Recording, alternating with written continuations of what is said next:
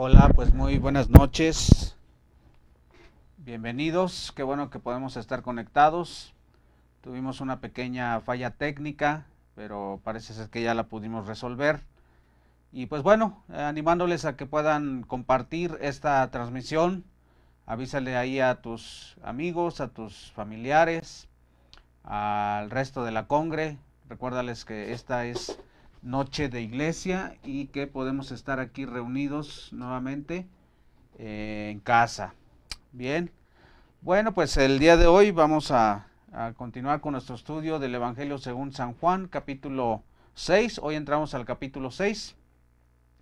Pero antes de entrar en la palabra, yo quisiera pues tomar un pequeñito momento para orar y dar gracias a Dios por este tiempo. Es un tiempo difícil, complejo para algunos, para otros un tanto a la vez de pérdida. Algunos han estado perdiendo familiares y enviamos un abrazo muy fuerte a Carmen por la partida de su mami. En esta madrugada el Señor vino por ella y ahora ya está en los brazos del Señor. La semana pasada la mamá de César y toda tu familia también les enviamos un fuerte abrazo. Confiamos en que las promesas de Dios son sí y son amén, y que ahora ya están en casa, en esas moradas eternas, ¿verdad? Y así como ustedes a lo largo del país y pues de todo el mundo, estamos viviendo este tiempo de separación. Pero es un tiempo de separación momentánea, ya que aquellos quienes hemos puesto nuestra fe y nuestra confianza en Jesús como Señor y Salvador, la palabra nos enseña que estamos, o los que han partido están no muertos, sino dormidos, ¿verdad? Y que en un abrir y cerrar de ojos estaremos delante del Señor. Entonces, cuando uno aquí en esta tierra y en este espacio de tiempo concluye sus días, uno en lo físico cierra sus ojos, pero al mismo tiempo uno accede a la eternidad, y cuando uno vuelve a abrir sus ojos, los abre uno delante de nuestro Salvador. Y esa es la palabra que predicamos, esa es nuestra confianza. La vida en Jesucristo es una realidad, ¿sale? Entonces, Padre, gracias por este tiempo que aun y cuando es difícil de comprender, de asimilar, Señor, en todo te damos gracias. Aun y cuando no entendemos, Señor, el porqué de las cosas, Señor, un día lo comprenderemos. Cuando estemos delante de ti, entonces todo tendrá sentido. Y en ese lugar, Señor, ya no habrá más llanto, ya no hay más dolor, ya no hay enfermedad. Ahí ya no hay sufrimiento, Señor.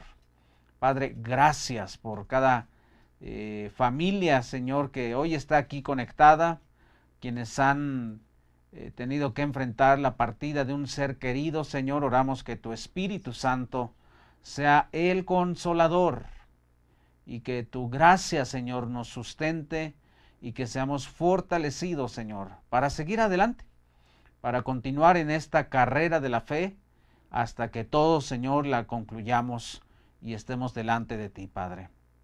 Gracias, Señor. Oramos por los que están enfermos, aquellos que están, Señor, en angustia, en tribulación, aquellos que están, Señor, en alguna forma de atadura, Señor, sean liberados en el nombre de Jesús. Oramos, Padre, por aquellos que están cautivos. El poder de tu palabra sea llegando hasta donde están para romper ataduras, cadenas, todo grillete, todo yugo de esclavitud en el nombre de Jesús. Y enviamos, Señor, palabra de sanidad, llegando, Señor, hasta los hogares, las camas, los dormitorios, ahí en donde están en sus lechos, Señor, aún en los hospitales. Hasta allá llegue, Señor, la palabra de vida, la palabra de sanidad, Señor. Y escuchen la voz del Hijo de Dios y respondan, Señor, sus cuerpos con sanidad, con salud, Señor. En el nombre de Jesús, Padre, gracias, porque eres fiel y porque eres bueno con cada uno de nosotros. A ti honra y gloria, Señor. En medio de la tempestad levantamos un aleluya. Delante de nuestros adversarios, Señor, cantamos aleluya, porque Señor, tú eres digno de ser alabado, Señor. En el nombre de Jesús. Padre, gracias. Esa paz que viene de lo alto, Señor, ahora inunde nuestros hogares y llene nuestros corazones, Señor, y podamos estar en esa quietud, la que tú nos pides, Señor. Estad quietos y conoced que yo soy Dios. Gracias, amado Dios. En Cristo Jesús oramos. Amén y amén. Bien, pues mandamos un abrazo a todos. Y pues bueno, vamos a entrar a nuestro estudio del Evangelio según San Juan, capítulo 6. Es un capítulo muy extenso. De todo el Evangelio de Juan, creo que es el capítulo más largo. Creo que tiene por ahí creo 70 versículos. Pero entonces lo vamos a dividir en 3 partes, ¿verdad? Y es muy importante que sí, en este capítulo mantengamos la atención porque hay una continuidad en este capítulo, sí la hay. Vamos a dividirlo en 3 partes. Vamos a ver el día de hoy cómo el Señor nos pone en situaciones en donde está probando pues nuestra fe, probando nuestra confianza, y nos pone en situaciones en las que Él espera que hagamos pues lo que Él tiene preparado, ¿verdad? Este es un sentir en donde tenemos que conectarnos con Dios y poder escuchar su voz para saber qué es lo que Él tiene preparado, cuáles son sus planes. Y cuando nosotros logramos discernir sus planes y podemos meternos en sus planes, nos sorprendemos de cuán gloriosos y cuánto poder Dios puede dispensar para llevar a cabo cosas sobrenaturales. ¿Sale? Entonces, el día de hoy vamos a entrar al capítulo 6 de San Juan, en donde vamos a ver la primera parte, dos situaciones, 2 señales, ¿verdad? Quiero recordarte el propósito por el cual el apóstol Juan escribe este libro. Recordarás al inicio, en la introducción a este evangelio, hablábamos acerca del propósito por el cual Juan, el apóstol, escribe esta narrativa de la vida de Jesús. Y esa la encontramos, recordarás, allá en el capítulo 20, en donde dice Juan que muchas otras cosas hizo el Señor. Muchos otros milagros, muchas otras señales. Pero Juan dice, pero estas están escritas para que crean que Jesús es el Cristo y el Hijo de Dios, y que para que creyendo en Él tengamos vida eterna. Entonces yo quiero recordarte ese versículo porque este es el propósito. Juan ha sido muy meticuloso en escoger 7 señales o 7 milagros, ¿verdad? Por eso le llamamos señales, porque señalan, dirigen, apuntan la atención, la vista, la fe de uno hacia Jesús. Y cuando uno logra conectar con Jesús, entonces viene esa consecuencia de vida. Y el día de hoy vamos a ver una señal que nos revela, pues, quién es Jesús, ¿verdad? En este capítulo 6, digamos que ya Jesús va como a la mitad de su ministerio. Ya Juan nos ha narrado aproximadamente 1 año y medio, por así decirlo, aproximadamente, y ya está a la mitad. Y ahí están los discípulos, ellos están formándose, están conociendo a Jesús, lo están siguiendo, pero ahora quiero yo llamarlo así, ¿verdad? Es día de prueba, día de examen, en donde Jesús comienza ya a empujarlos a que ellos también comiencen a creer que Dios es poderoso para hacer cosas sobrenaturales. Y entonces, en el capítulo 6, ahora sí vamos a entrar al video que tenemos como cada semana para poder ver la porción del día de hoy. Adelante. Algún tiempo después, Jesús se fue a la otra orilla del mar de Galilea, o de Tiberíades. Y mucha gente lo seguía, porque veían las señales milagrosas que hacía en los enfermos.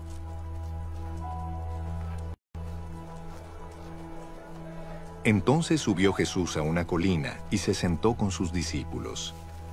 Faltaba muy poco tiempo para la fiesta judía de la Pascua. Cuando Jesús alzó la vista y vio una gran multitud que venía hacia él, le dijo a Felipe: ¿dónde vamos a comprar pan para que coma esta gente? Esto lo dijo solo para ponerlo a prueba, porque él ya sabía lo que iba a hacer. Ni con el salario de 8 meses podríamos comprar suficiente pan para darle un pedazo a cada uno, respondió Felipe. Otro de sus discípulos, Andrés, que era hermano de Simón Pedro, le dijo: aquí hay un muchacho que tiene 5 panes de cebada y 2 pescados, pero ¿qué es esto para tanta gente? Hagan que se sienten todos, ordenó Jesús. En ese lugar había mucha hierba, así que se sentaron, y los varones adultos eran como 5,000. Jesús tomó entonces los panes, dio gracias, y distribuyó a los que estaban sentados todo lo que quisieron.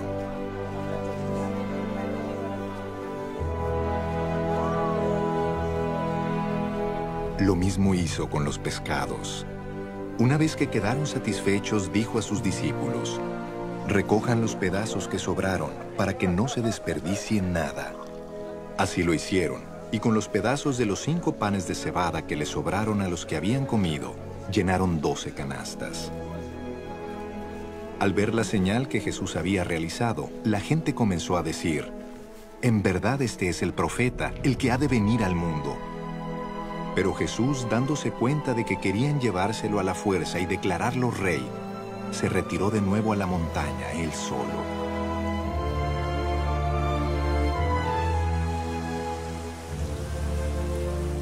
Cuando ya anochecía, sus discípulos bajaron al lago y subieron a una barca, y comenzaron a cruzar el lago en dirección a Capernaum.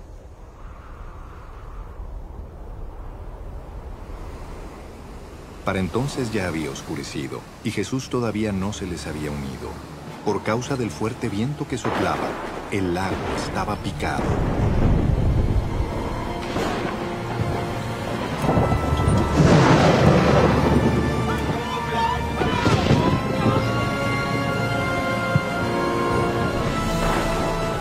Habrían remado unos 5 o 6 kilómetros cuando vieron que Jesús se acercaba a la barca, caminando sobre el agua.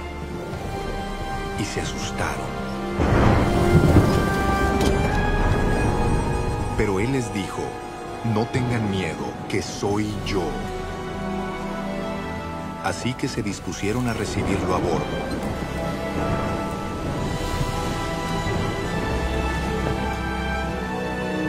Y enseguida la barca llegó a la orilla a donde se dirigían.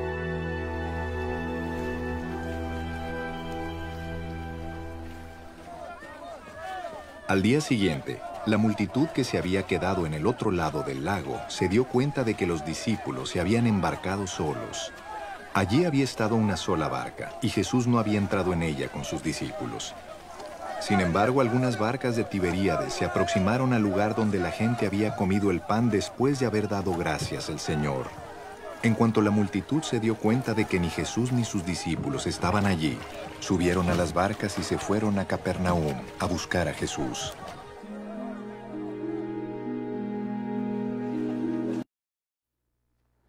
Bien, pues esta es la porción de Juan capítulo 6. Y pues bueno, yo quiero ahora poder entrar a este estudio versículo a versículo. Y vamos a leer este primer versículo. Recuerda que el video lo vemos en la Nueva Versión Internacional, pero nosotros nos damos a la tarea de escudriñar la Biblia en la versión Reina Valera, que es la que tenemos aquí proyectada. Y pues bueno, primer versículo dice así: después de esto Jesús fue al otro lado del mar de Galilea, el de Tiberias, y le seguía gran multitud porque veían las señales que hacía en los enfermos. Ok, quiero recapitular un poquito porque recordemos que Juan, el Evangelio de Juan, es un tanto diferente a los otros 3 evangelios. Juan se ha dado a la tarea de narrar la vida y las obras de Jesús en una forma cronológica, pero ha sido muy selectivo a la hora de dejarnos ver ciertas cosas muy específicas.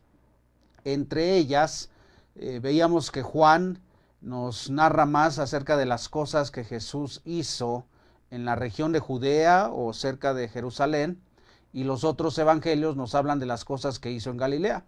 En esta ocasión, Juan sí nos va a narrar esta historia que tomó lugar allá en el norte, en Galilea, en la región del mar de Galilea, en la parte del norte, en la región de Tiberias. Ahora, Juan en esta ocasión sí nos narra esta señal, y esta señal es una señal que narran los otros 4 evangelios. Muchas de las cosas que vemos aquí en este evangelio de Juan, los otros 3 evangelios no las narran, ¿verdad?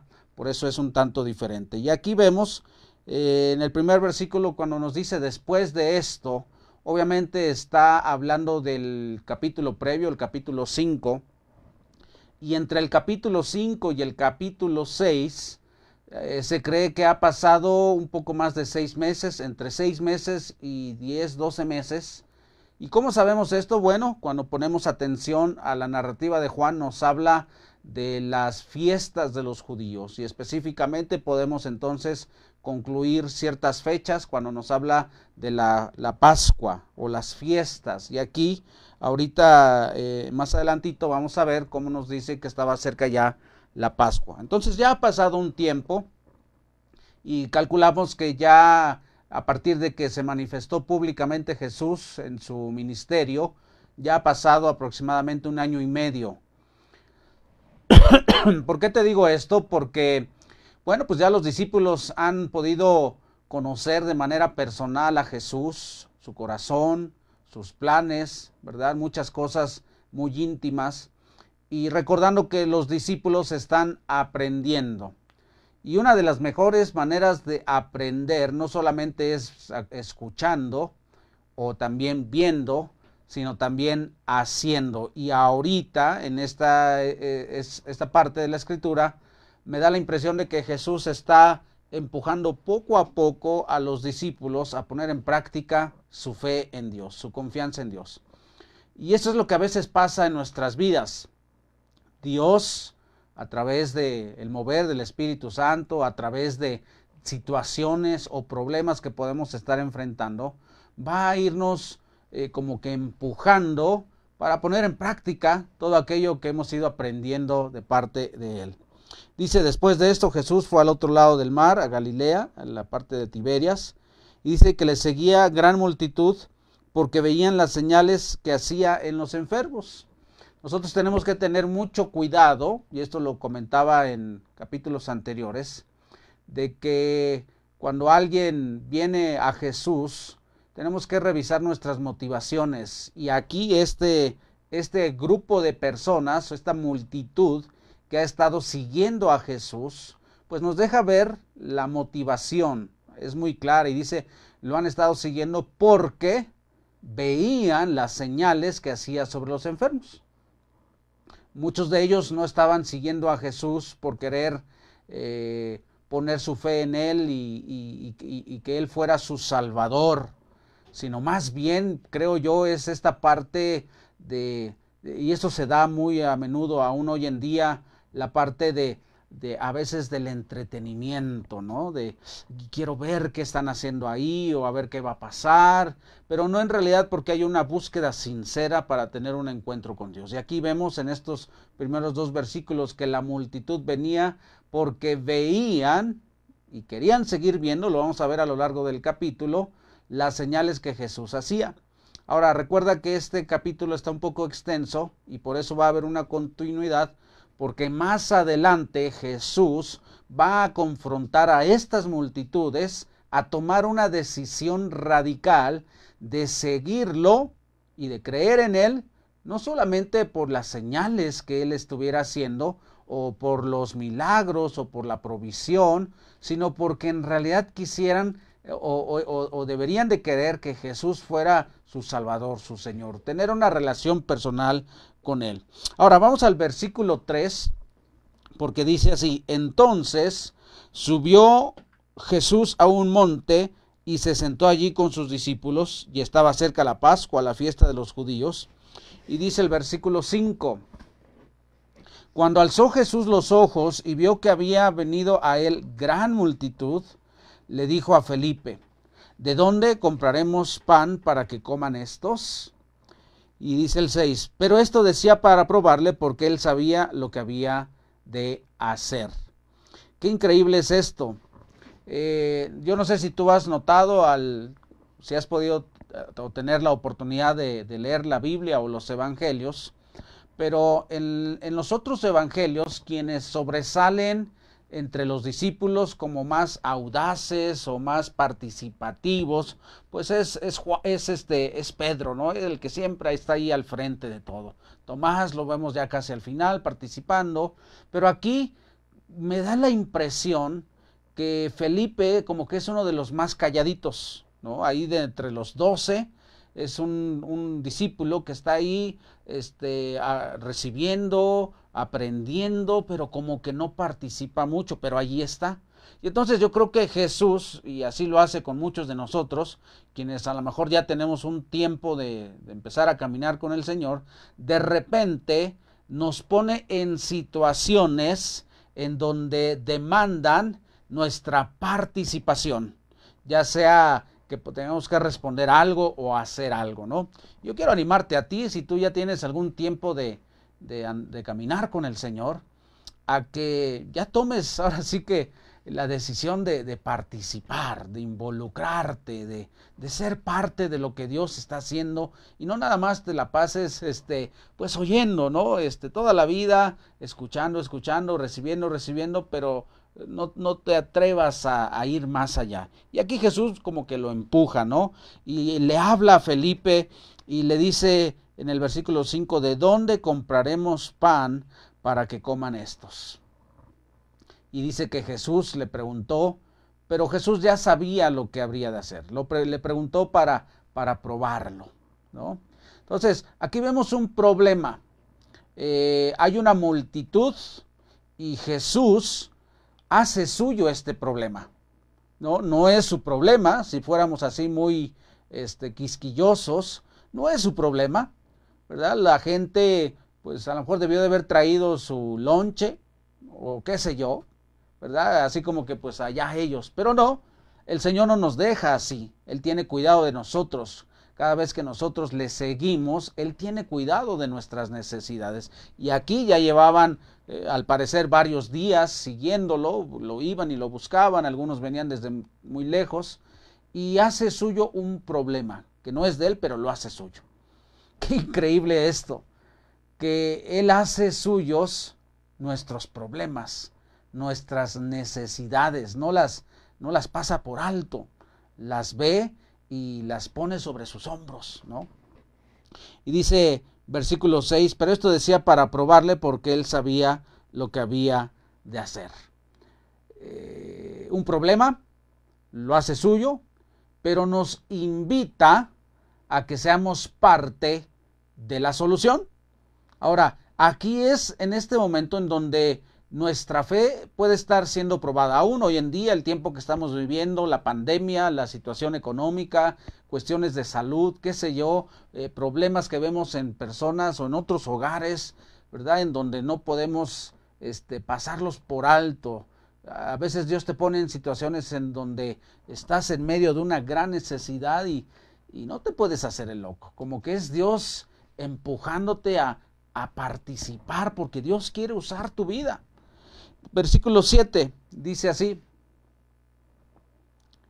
Versículo 7 dice, y Felipe le respondió, 200 denarios de pan no bastarían para que cada uno de ellos tomase un poco. Nada más el puro versículo 7. Ahorita vamos a ir al versículo 8. Y dice así el versículo 7. Felipe respondió, 200 denarios de pan no bastarían para que cada uno de ellos tomase un poco. Me da la impresión que Felipe es bueno con los números, ¿verdad? Es bueno con las cuentas, es hábil, saca la calculadora rápidamente, hace un cálculo, ve como cuántas personas hay, ¿verdad? Y él saca un número, 200 denarios. ¿Por qué saca ese número? Pues tal vez era lo que había en la tesorería, ¿no? A lo mejor en algún momento durante el día, ahí Judas, quien era el que llevaba la bolsita de las ofrendas que tal vez les daban, pues ¿cuánto hay? Preguntaron, pues hay más o menos como 200, ¿no? Entonces él trae un número en mente y digo, yo esto lo estoy tratando de entender, ¿no? Y ve la cantidad de gente que hay ahí y él concluye que 200 denarios no es suficiente para darles un poco de pan a las personas. Qué básico, ¿no? Qué limitado, a veces nosotros hacemos nuestros cálculos y nuestros números y calculamos, pero para lo poco, ¿no? Para darles un poco, ¿no? Hacemos nuestros cálculos y nuestros números y apenas alcanza para este poquito, lo más chiquito y lo más barato y lo más básico, lo más elemental, cuando no nos damos cuenta que nuestra fe puede llevarnos para más, ¿no? Y dice, no es suficiente para darles una probadita, aunque sea, ¿no? No me alcanza para más, pero un poquitito les quisiera dar, pero no. Y entonces aquí vemos a un Felipe racional, ¿no? Que humanamente hace cuentas. Y es de humanos, es natural que hagamos cuentas. Yo muchas veces hago cuentas, hago números y a veces uso estos términos y les digo, yo humanamente para esto nos alcanza. Pero creemos que Dios puede llevarnos a más, ¿no? Entonces no está mal hacer números, hacer cuentas, siempre y cuando tengamos en mente que tenemos a un Dios que puede llevarnos más allá de lo que nosotros esperamos o calculamos, ¿verdad? Como en este caso. Y entonces Felipe responde, 200 denarios de pan no bastarían para que cada uno de ellos tomase de un poco. Versículo 8 dice así, uno de sus discípulos, y nos da el nombre Andrés, hermano de Simón Pedro, le dijo, versículo 9, aquí está un muchacho que tiene 5 panes de cebada y 2 pececillos, mas ¿qué es esto para tantos? Hasta ahí el 9 nada más.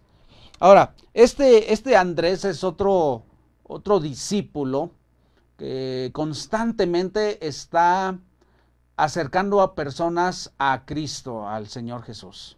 Lo encontramos allá en los primeros capítulos que se encuentra con Jesús, era uno de los discípulos de Juan el Bautista y cuando ve pasar a Jesús, él va en pos de él y después va y le comparte a su hermano Pedro y lo trae a los pies de Jesús. Aquí lo encontramos. Ahí, yo quiero resaltar algunas características de pasadita aquí de este Andrés, porque es una persona que participa, que se mueve, que está activa, que hace algo para atraer gente al Señor, hace algo, él no se queda con los brazos cruzados, él ve que sí hay un problema, hay una necesidad, ¿verdad? Y él participa con lo que puede, con lo que sabe, él lo pone al servicio del Señor. Pero lo que me llama la atención aquí es que este Andrés trajo a un muchacho, a un niño, tal vez la palabra nos hable de un niño, un muchacho, un jovencito, ¿verdad? Imagínate la situación, ¿no? Escucha a Andrés la situación entre Felipe y Jesús, ve la necesidad, ve el problema, no hay dinero que pueda cubrir esa cantidad para comprar. Además hay otro problema, pues no hay una tienda o una panadería cerca en donde comprar suficiente pan para alimentar a más de 5,000 personas. Pero él lo que puede lo hace y como que empieza a buscar alguna alternativa o como que a ver vamos a hacer la cooperacha o él puede, él hace lo que puede, ¿no? Pero lo que me llama la atención es el muchacho, el niño. Esto hoy capta mi atención más que en otras ocasiones, porque este niño llevaba estos panes y estos peces, ¿verdad? Los llevaba para su lunch, tal vez, los llevaba para la familia, él iba con una familia, no lo sé, tal vez, ¿verdad?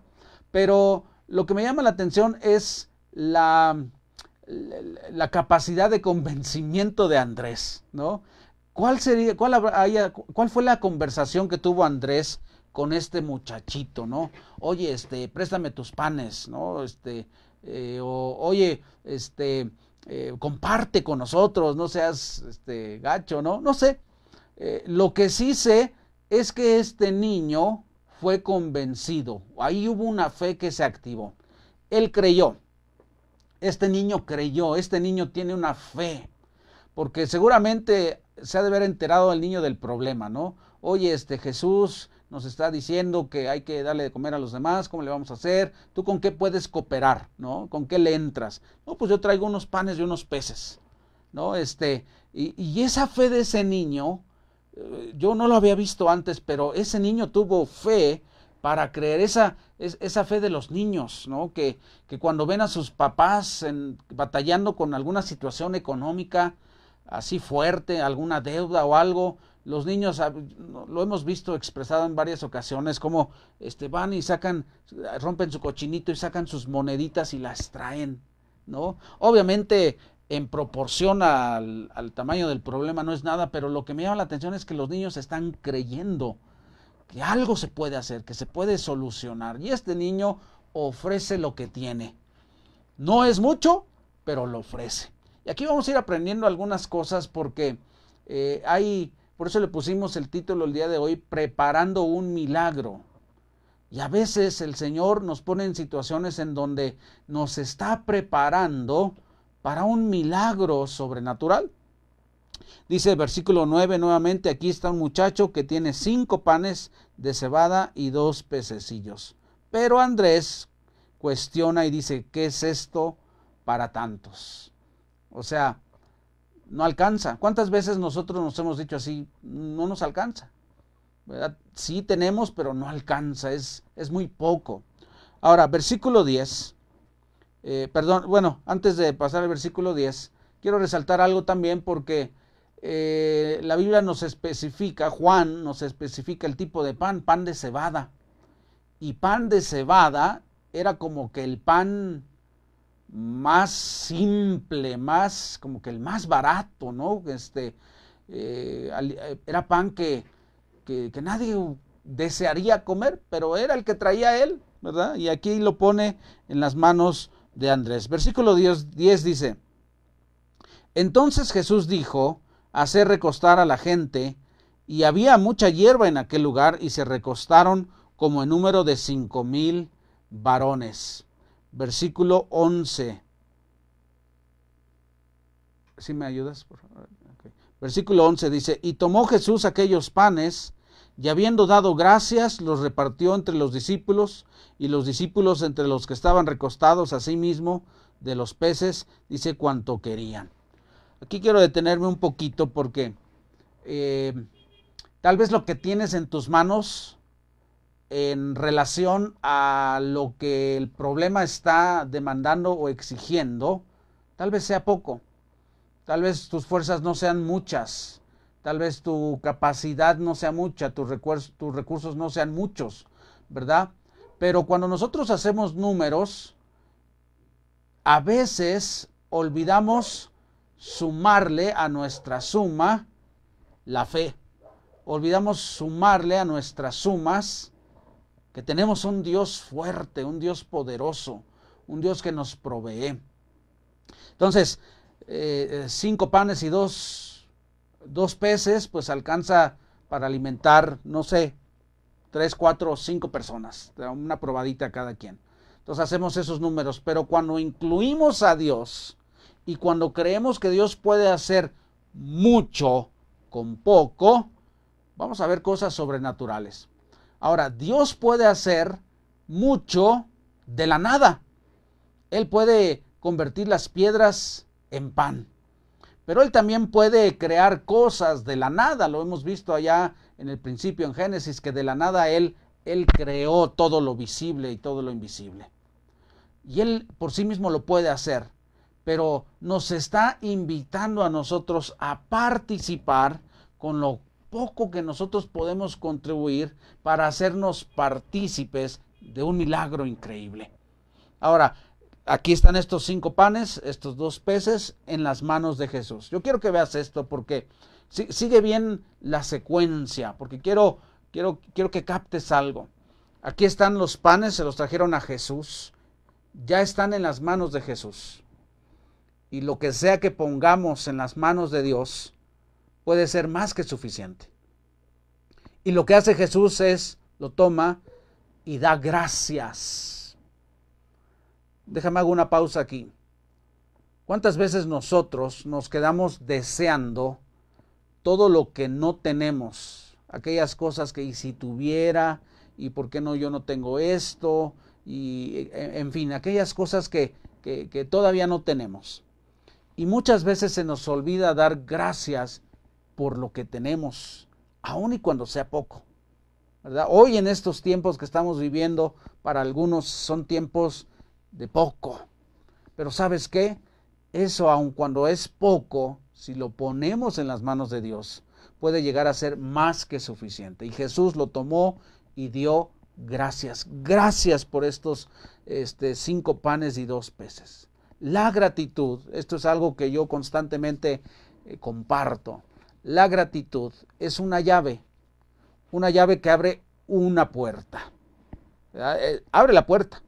Después uno accede o lo que está del otro lado de la puerta fluye, ¿verdad? Pero lo primero que necesitamos para que se abran las puertas que solamente Dios puede abrir es la gratitud.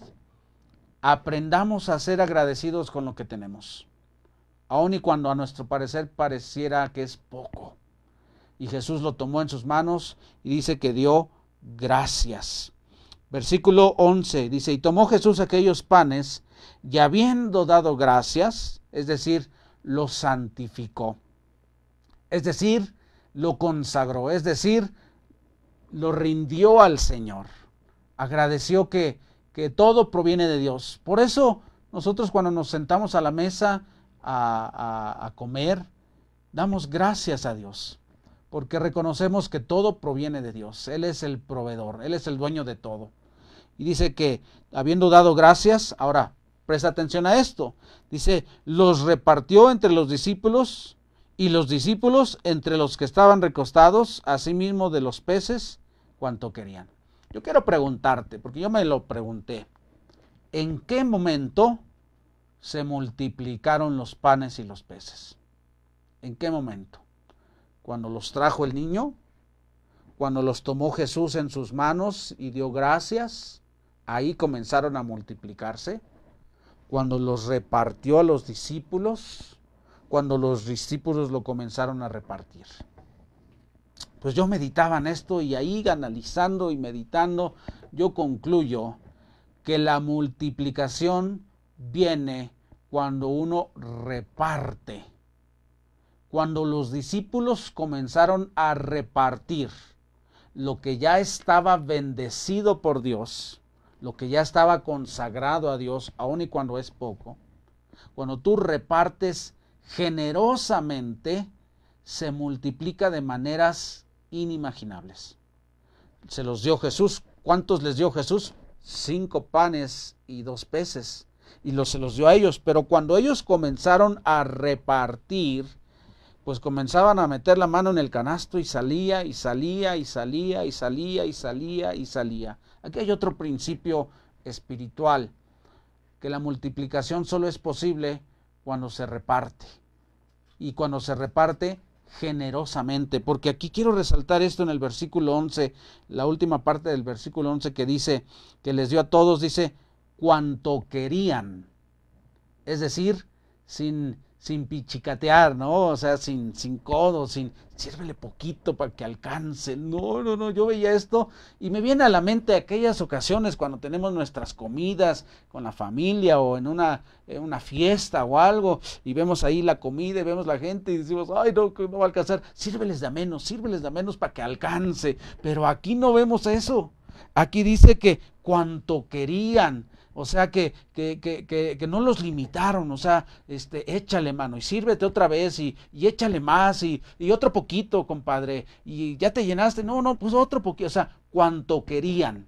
Acuérdate, la mentalidad de Felipe era, no nos alcanza para darles un poquito.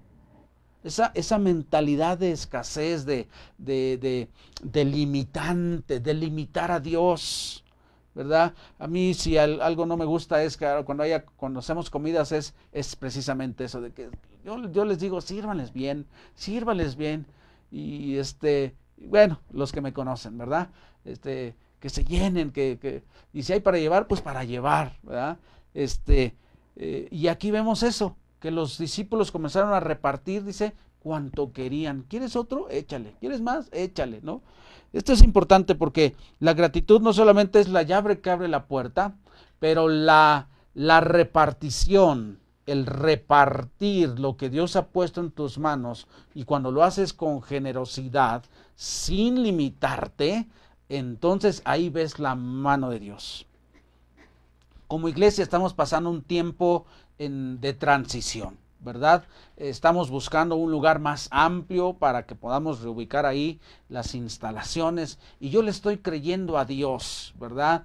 Que podemos lograr adquirir algo más grande, ¿verdad? Yo veo lo que tengo en mis manos y digo, ¿qué es esto para eso, no? Pero yo digo, Señor, tú puedes eso y más. Yo quiero animarte a que tú tengas esa fe en todo lo que tú haces, en tu vida, en tu trabajo, en tu negocio, en la administración de tu casa, que no tengas miedo a quedarte sin nada, que no lo retengas. Ese niño le pudo haber dado miedo y pudo haber dicho, no, ¿qué? Y yo al rato que voy a comer y se va a hacer noche y aquí no hay dónde ir a comprar, pero ese niño le creyó al Señor y lo puso todo en las manos de Dios. Y vamos a ver al final qué es lo que pasa, porque cuando tú le das al Señor, Él no se queda con nada. Ahora, versículo 12, dice, y cuando se hubieron saciado, ahí hay otra clave, se saciaron, o sea, así de esas veces cuando vas a comer y queda así de que otro poquito, no, ya, con eso. Se saciaron, o sea, le entraron con ganas, ¿no? Y dice que 5,000 hombres, ¿sí? Bueno, tú sabes que los hombres, pues, le entramos más sabroso que las damas, ¿no? O sea, ellas se miden un poquito porque guardan la línea y eso, ¿no? Pero a nosotros, luego le decimos ahí a la esposa, pide otro poquito y ahí me lo pasas, ¿no? O sea, hasta que se saciaron, ¿no? Qué padre me encanta a mí esta historia. Dice, y cuando se hubieron saciado, le dijo a sus discípulos, o sea, esperó hasta que se saciaran, y dijo, recoged los pedazos que sobraron para que no se pierda nada. Dice el 13, recogieron pues y llenaron 12 cestas de pedazos que de los 5 panes de cebada sobraron a los que habían comido. ¡Wow! Sobró. ¿Con cuánto empezaron? Con 5 panes y 2 peces, que muy bien solamente cabrían en una cesta. Ahora aquí ya encontramos 12 cestas con lo que sobró, y cuando dice lo que sobró, no está hablando de qué es lo que dejaron en los platos, ¿no? De que alguien mordió el sándwich y se fue a jugar y los juegos se le olvidó y se quedó el sándwich ahí mordido y eso es lo que sobró. No. Aquí a lo que está haciendo referencia es que hubo tanto que los canastos quedaron llenos y ya nadie quiso tomar más. Ya quedaron ahí los platos llenos, las charolas llenas, las cazuelas llenas, ¿verdad? Y ya, ok, ya todos llenos, órale pues, recójanlo, no hay que desperdiciar nada. Ahora, ese niño, yo no, aun cuando la Biblia no lo dice, pero ¿tú crees que ese niño se fue con las manos vacías? Yo no lo creo. Él puso sus 5 panes y sus 2 peces y yo creo que se fue. Yo no sé si para él fueron las 12 canastas, pero de que se fue con más, se fue con más. ¿Sale? Ahora, versículo 14 dice, aquellos hombres, aquí vamos a entrar en otro tema, porque dice aquellos hombres, entonces, viendo la señal que Jesús había hecho, dijeron, este verdaderamente es el profeta que había de venir al mundo. Como que les vino a la mente la historia de Moisés, cuando allá en el desierto, 40 años, Dios a través del maná que hacía descender del cielo, los alimentaba, como que, y se acordaron que había una profecía allá en Deuteronomio capítulo 18, que Dios enviaría a un profeta, ¿no? Y ellos como que sacan sus conclusiones ahí, las enseñanzas que traen, bien o mal, y ellos concluyen diciendo esto, verdaderamente es el profeta que había de venir al mundo. Ellos sacan esta conclusión por la señal que vieron. ¿Qué vieron? Pues que el Señor de manera milagrosa, a través de la multiplicación de los panes y de los peces, alimentó a más de 5,000 personas. Dime tú, yo no sé si tú has hecho alguna comida o algún banquete de 100, 200 personas, lo que implica eso, la logística, ¿no? Bueno, es una señal. Por eso el apóstol Juan lo dice así, viendo la señal, porque Juan quiere que todos estos eventos sean reconocidos como señales, una señal que dirige, que señala, ¿no? Y por eso es señal, señala. Cuando señala es que alguien quiere dirigir tu atención hacia algo. Y aquí estas señales obviamente deben dirigir la atención a Jesús. Pero ellos concluyen que este Jesús solamente es el profeta, pero sabes que esta señal les habla de alguien mayor. Sí, Jesús es el profeta, pero es más que un profeta. Jesús nos ha mostrado, nos ha revelado quién es, que Él tiene poder sobre la física, sobre las matemáticas, sobre lo material, que se puede multiplicar de maneras exponenciales. Y nadie puede hacer eso más que Dios. Esta señal lo que está diciendo es, vean quién es este. Está diciendo, este no solamente es un profeta, este es Dios caminando entre los hombres. Amén. Bueno, dice así, versículo 14, aquellos hombres entonces, o sea, en consecuencia, vieron la señal que Jesús había hecho y dijeron, este verdaderamente es el profeta que había de venir al mundo. Versículo 15. Pero entendiendo Jesús que iban a venir para apoderarse de él y hacerle rey, volvió a retirarse al monte él solo. Aquí Jesús se da cuenta lo que está resultando en el corazón de esta multitud y quieren hacerlo rey. Como que quieren hacerlo rey a la fuerza, ¿no? Como que este es nuestro libertador. Pero ellos están pensando terrenalmente, ¿no? Ellos quieren acabar con el dominio de Roma, y aquí encuentran a alguien que tiene un poder sobrenatural para alimentar a un pueblo de manera sobrenatural y dicen, este es el rey, este es el que vamos a poner aquí en la próxima boleta de votaciones y este es el que queremos como rey, ¿no? Jesús, al discernir la intención de esta multitud, así como que muy discretamente se escabulle y se va. Ahora, no es él el que vino a ser rey, él es rey. Entonces, ¿por qué se sale de eso? Pues por varias razones. Una, pues no es tiempo, ¿verdad? No es tiempo de manifestarse en ese sentido. Pero él es rey. Ahora, él es rey, pero no es rey por lo que hace, por los milagros que está haciendo, por las señales. Él es rey porque él es obediente hasta la muerte.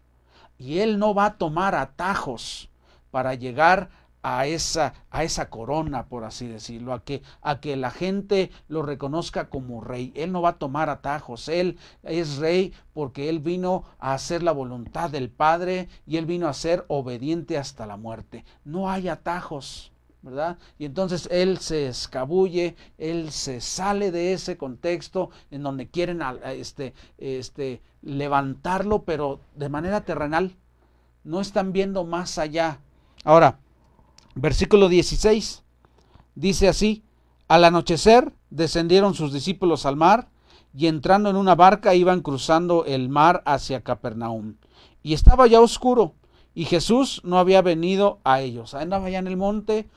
Yo creo que los discípulos dijeron, ya se nos hizo noche, no sé dónde está Jesús, pues quién sabe, oye, vámonos porque se va la luz, la barca, tenemos que regresar al otro lado, no sé, y dejaron a Jesús, ¿no?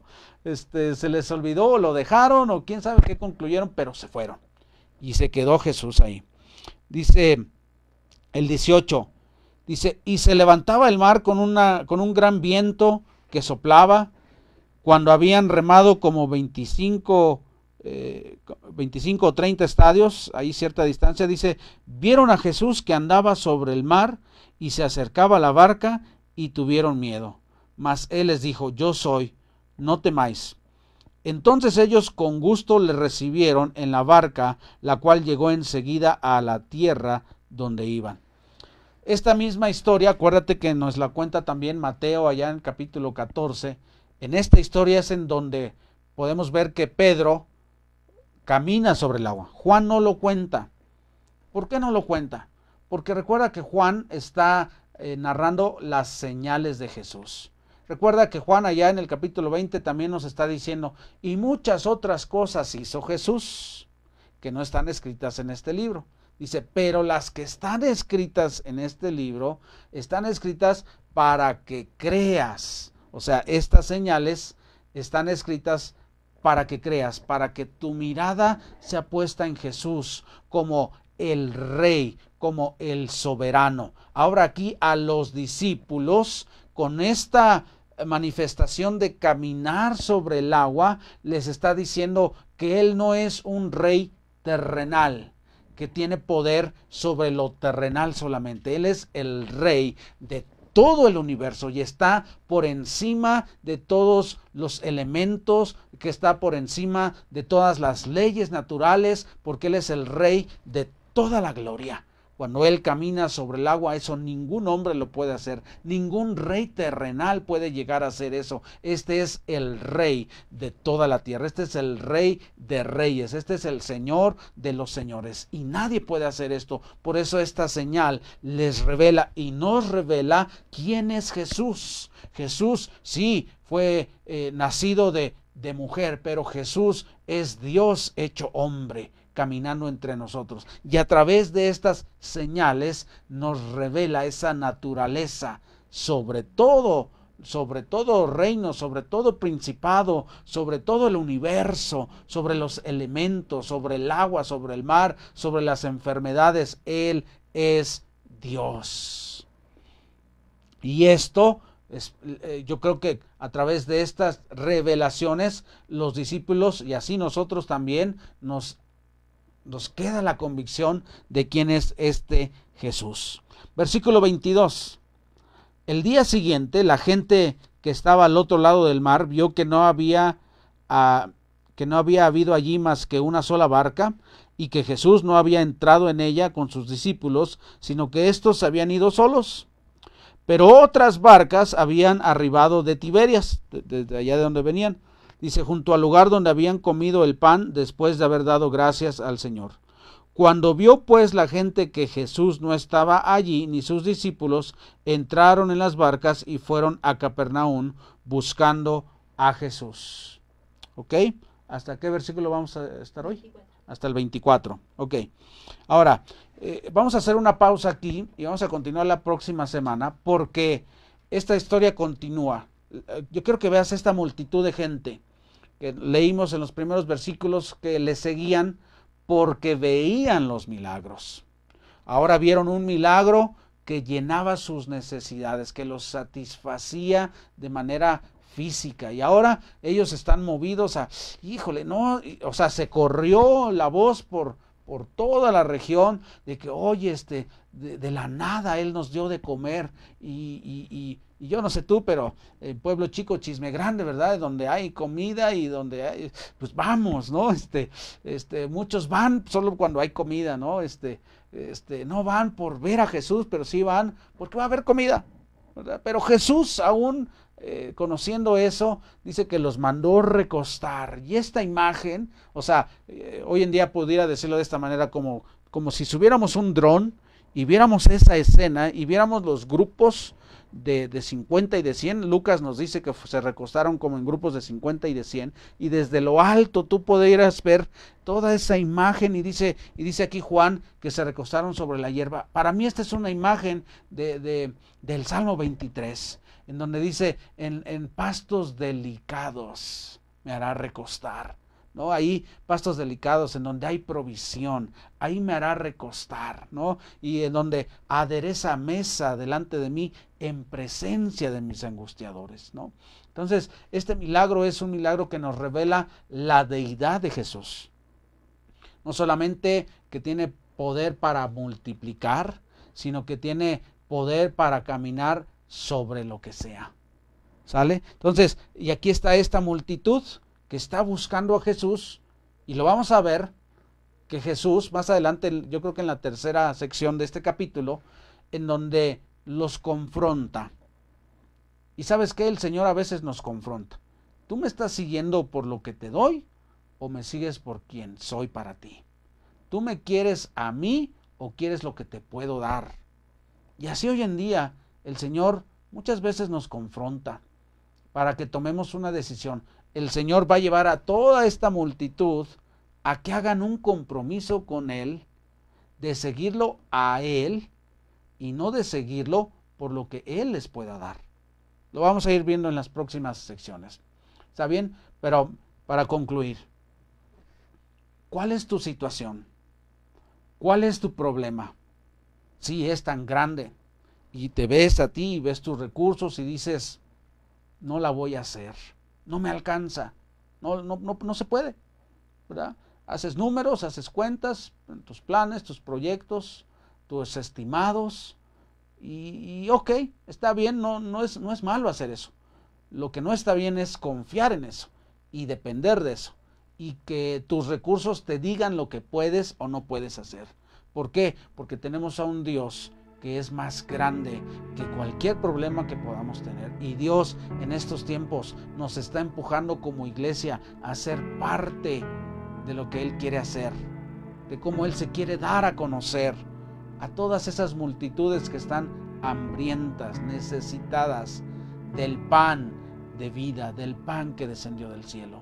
De eso hablaremos la próxima semana.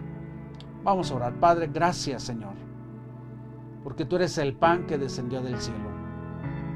Gracias, Señor, porque nuestra mente está limitada a lo que nuestros recursos nos están diciendo. Pero tú eres nuestro mayor recurso. Y Señor, si te tenemos a ti, lo tenemos todo. Si tú estás con nosotros, Señor, ¿quién contra nosotros? Padre, yo te pido, Señor, si hay alguien en este momento atravesando por alguna situación de necesidad, así como ese niño, Señor, que te crea, que pueda poner aún lo poco que tiene, que lo